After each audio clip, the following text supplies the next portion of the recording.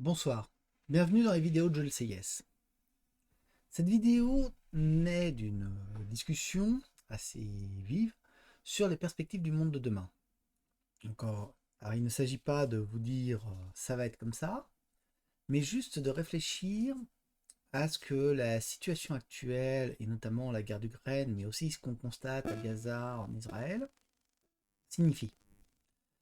J'aimerais repartir de l'époque ancienne, enfin ancienne, en 1900, un homme sur quatre était blanc. Un homme sur quatre venait à quelques générations d'Europe. Le monde était européen, battait au tempo européen. Alors, on peut le critiquer, on peut avoir la haine de soi. Désolé, j'en fais pas partie. Il y a eu des choses. Bon, je vous rassure, hein, si vous considérez les empires européens, est-ce que, par exemple, les hordes mongoles ont fait, bon, on a un peu de marge, d'accord. Globalement, les grands empires ont tous eu une vie d'empire. Les empires européens n'ont pas échappé. Ils ont eu une excuse, c'est d'être des empires de. C'est d'avoir eu cette formidable innovation qui a été la modernité. Mais on va en reparler. Donc, voyons les perspectives du monde de demain. Un monde où ce coup-là, plus un homme sur quatre n'est plus blanc, où seulement un homme sur 12, où, le monde redevient aux équilibres qu'il avait avant les années 1700, où l'Europe est finalement une presqu'île de l'Eurasie, et ce monde que nos dirigeants n'ont pas vu venir, et qui pourtant change tout. Alors, on va commencer par les grands changements militaires, et on va se concentrer aujourd'hui là-dessus. On essaiera de revenir sur le sujet à d'autres occasions. Alors, le premier, c'est l'importance de la fortification. On ne se rend pas compte à quel point la fortification a évolué. Au cours de la Seconde Guerre mondiale, la fortification était considérée comme un aspect un peu secondaire. On a tous en tête le fait que Maginot n'ait pas rendu ses services. On pouvait tourner les lignes fortifiées. Aujourd'hui, on le peut beaucoup moins. Surtout, les lignes fortifiées se sont beaucoup améliorées. On a vu comment les Russes ont creusé leurs fortifications avec des engins mécanisés. On n'est plus dans les soldats qui creusaient leurs tranchées en 1914. On est vraiment dans des tranchées creusées avec des engins de chantier. C'est des ouvrages de génie, oui, pour le coup, c'est le cas de le dire, mais c'est vraiment des ouvrages de grande importance. On a vu les Ukrainiens qui ont fortifié pendant 8 ans le front du Donbass, où ils enterraient des structures à plusieurs mètres sous terre. On a vu ça aussi en Iran. Je ne sais pas si vous en êtes rendu compte, mais Natanz, les centrifugeuses pour enrichir l'uranium, sont enterrées en profondeur dans la montagne. D'ailleurs, si vous regardez le scénario de Top Gun 2, il est quand même pas impossible qu'il s'inspire largement de Natanz. Je dis ça, je dis rien, plus, mais voilà. Et si on n'a pas attaqué l'Iran, c'est peut-être justement parce que on s'est aperçu que un bombardement à Natanz serait peut-être pas forcément couronné de succès. Donc la fortification est en train de changer les choses. La défense anti-char, la défense anti-tank, la T. Là aussi, ça a beaucoup changé. Quand les Allemands ont introduit les Rohrkepschen en 1945, les premiers missiles anti-chars guidés, c'était vraiment des outils de deuxième ordre. C'était vraiment des engins pas très efficaces. Aujourd'hui, les missiles ont fait d'énormes progrès. Les missiles anti-chars téléguidés ont fait d'énormes progrès et ils se sont énormément démocratisés. Donc quasiment tout le monde peut en avoir. Le Hezbollah aligne des cornettes, des AT-14 Cornettes, c'est ce qu'il a utilisé durant la guerre du Liban. Et ça a ramené Merkava à leur ligne de départ. Les Kurdes en Syrie ont utilisé des cornettes contre les missiles turcs. Là aussi, contre les chars turcs, les fameux léopards. Donc pour ceux qui avaient un doute sur le sort des léopards en Ukraine, je suis désolé de vous le dire, on le savait. L'industrie de défense allemande avait fait tout un travail extrêmement bien fait d'ailleurs pour dire que oui, mais bon, Les léopards ont été pris de flanc, de dos, c'était pas les bonnes conditions, etc. etc. Bon, sujet réglé, hein. Un Cornet 252 mm explose le blindage d'un léopard, et s'il n'a pas explosé le blindage d'un M1 Abrams, c'est uniquement parce que le M1 Abrams n'a pas été envoyé. D'accord. Ils ont explosé les Challenger, ils ont. Les missiles anti-chars sont arrivés. Surtout, l'important, c'est que une petite équipe peut couvrir une zone bien extrêmement vaste. Aujourd'hui, un missile anti-char, ça porte à 4000, 5000 mètres. Un canon anti-char durant la Seconde Guerre mondiale, ça portait à 1300 mètres. Donc vous pouvez, avec deux équipes anti-chars qui se couvrent mutuellement, vous pouvez couvrir un front de 15 km, ce qui est juste le front d'une division. D'accord. Qu'on soit bien clair de quoi on parle. Alors, il y a des obstacles de terrain, il y a plein de choses, mais juste en théorie, 4 hommes avec 8 missiles vous couvrent 15 000 m² de terrain. Ce qui veut dire que des effectifs extrêmement faibles peuvent protéger des zones.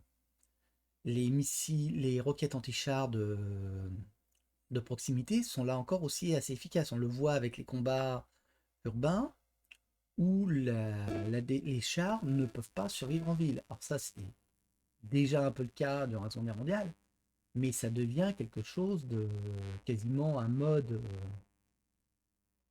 quotidien, et il faut de l'infanterie pour couvrir les chars. Aujourd'hui, on n'y coupe plus, on n'y échappe plus. Le char n'est plus ce qu'il était. Alors ça ne veut pas dire que le char est fini, hein. Le char va devoir s'intégrer dans une combinaison d'armes. Mais ça veut dire que le char tout seul, depuis en fait 1973 et l'arrivée du missile anti-char de la T3 Sager, les chars ne peuvent plus se permettre les grandes offensives blindées qu'ils faisaient tout seuls en solitaire, la charge de sabre clair. Les chars, aujourd'hui, doivent s'intégrer, doivent opérer à la vitesse des autres armes, en combinaison, et on revient à une situation qui est proche de celle de 1918, où l'infanterie et les chars s'appuyaient mutuellement pour obtenir des effets tactiques. On ne peut plus faire un effet opératique par une charge de blindés sabre clair. Et ça, c'est quelque chose qu'il va falloir prendre en compte. Le troisième point sur ce sujet, ou qui est complémentaire à la c'est la défense antiaérienne. Là encore, cette défense antiaérienne a joué de manière considérable. C'est-à-dire que il devient quasiment impossible de rentrer. Alors, encore une fois, impossible n'est peut-être pas le bon terme. Le terme exact est très difficile, très coûteux. Si vous voulez aller bombarder une zone, vous y arriverez.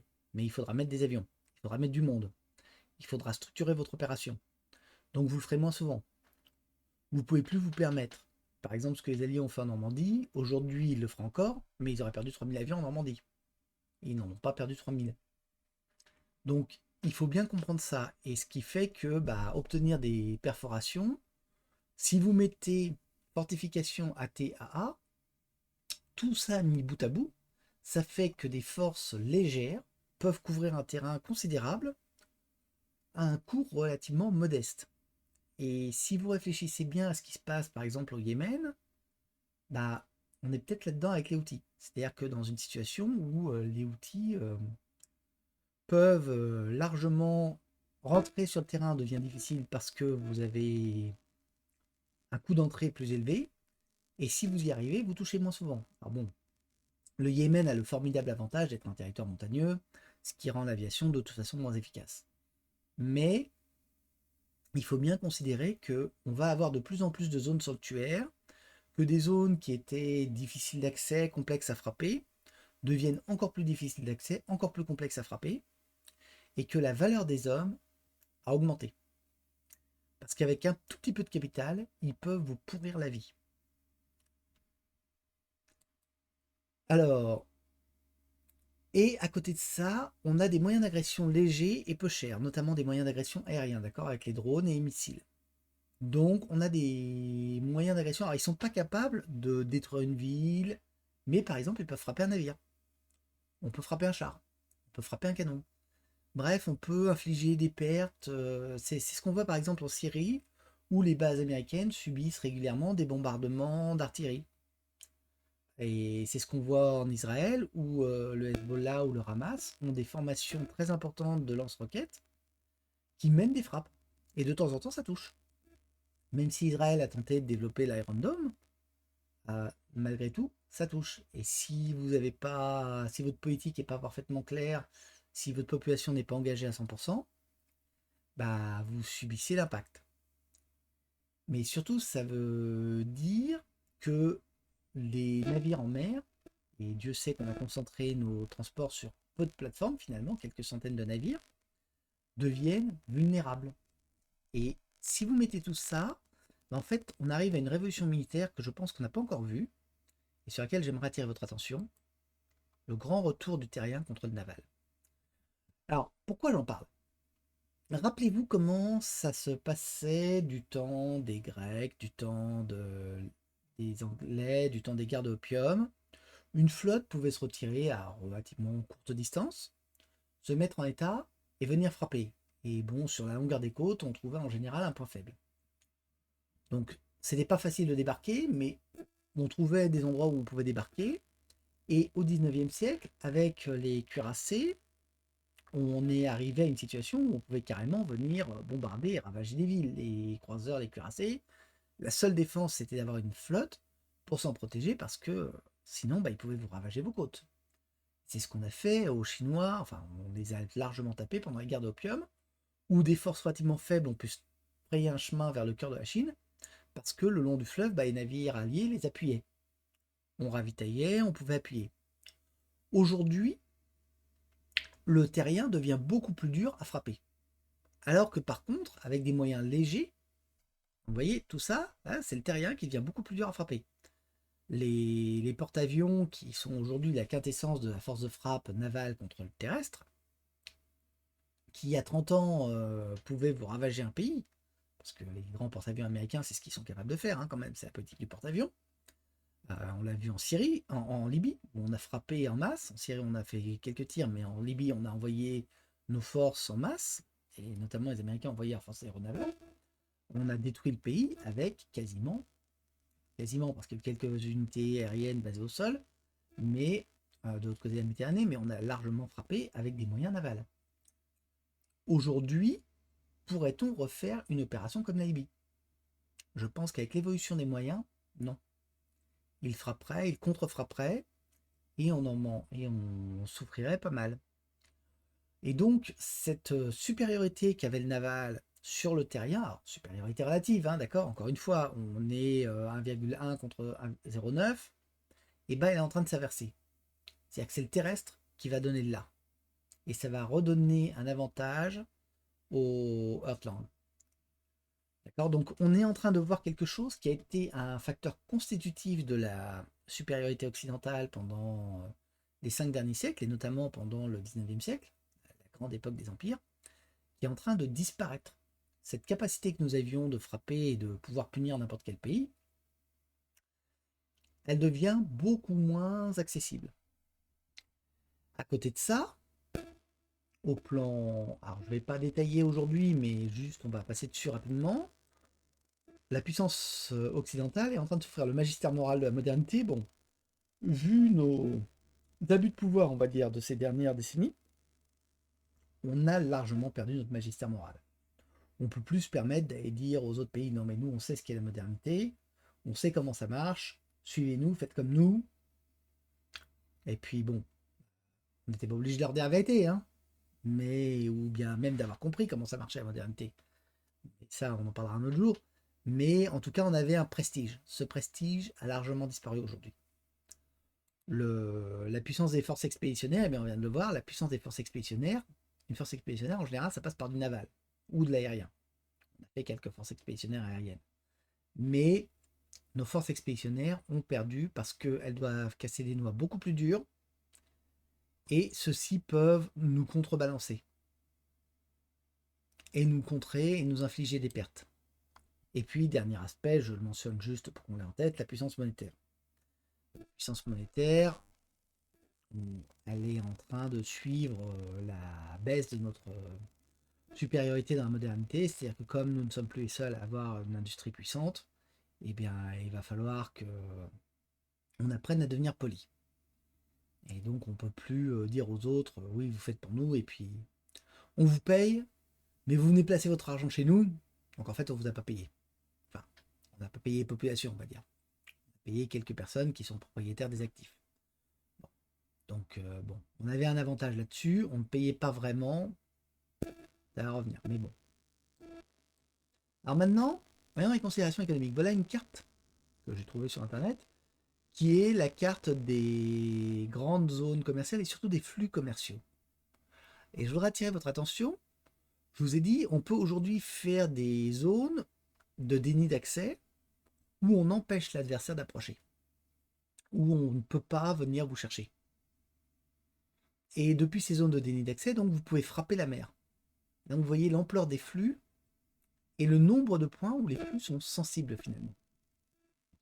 Et cette sensibilité des flux, eh bien, il vient d'arriver une arme parfaite aujourd'hui pour frapper carrément. Alors, prenons par exemple le cas d'une crise comme le Yémen. Le Yémen, qu'est-ce qui se passe? On a les Houthis qui sont là dans leur coin et qui, avec des forces légères, frappent cette grosse artère bleue là qui ne demande qu'à saigner. Que font les Américains? Ils envoient leur gros porte-avions, boum boum boum, c'est nous les meilleurs, et ils disent si vous êtes pas sage, on va vous bombarder.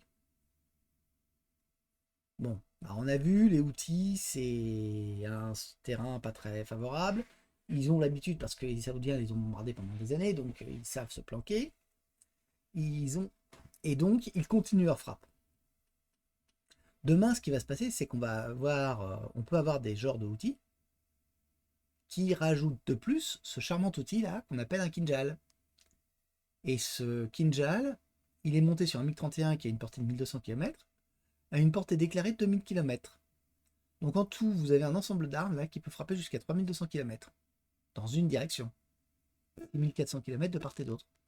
Alors on va prendre par exemple l'idée, allez, on va faire un scénario, vous basez quelque part là en Amérique du Sud, une escadrille de ces appareils, et vous pouvez créer une zone de déni d'accès pour les porte-avions américains ou pour les forces expéditionnaires occidentales. Et dans cette zone de déni d'accès, vous pouvez gentiment appuyer sur artère.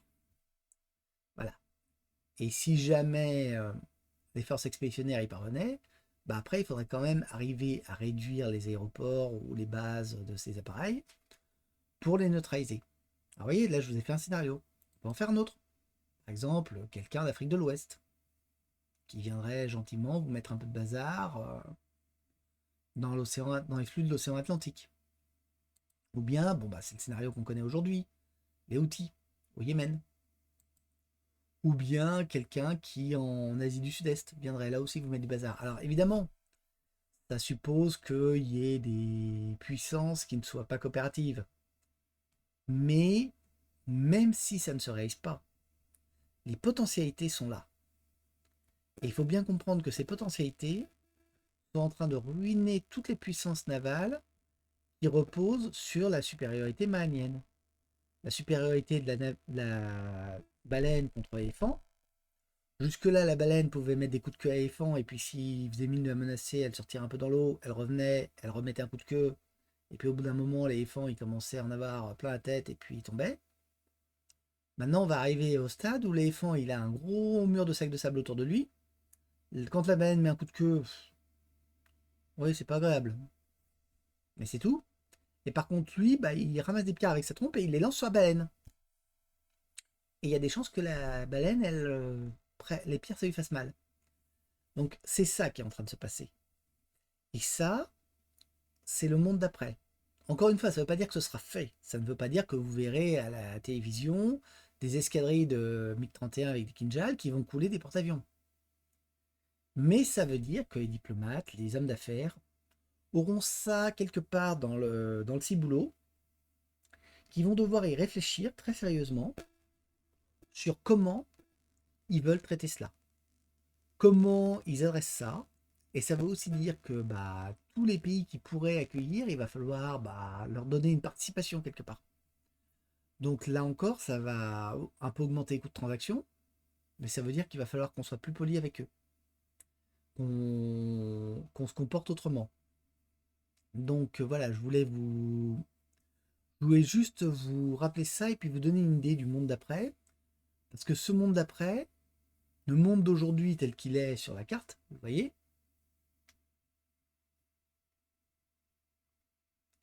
le monde d'aujourd'hui tel qu'il est sur la carte là, bah, ce monde d'aujourd'hui, c'est peut-être comment dire, qu'on a appelé la belle époque. Et peut-être que cette belle époque, elle est en train de se terminer. Donc voilà, je vous remercie d'avoir suivi cette vidéo et je vous souhaite une bonne soirée.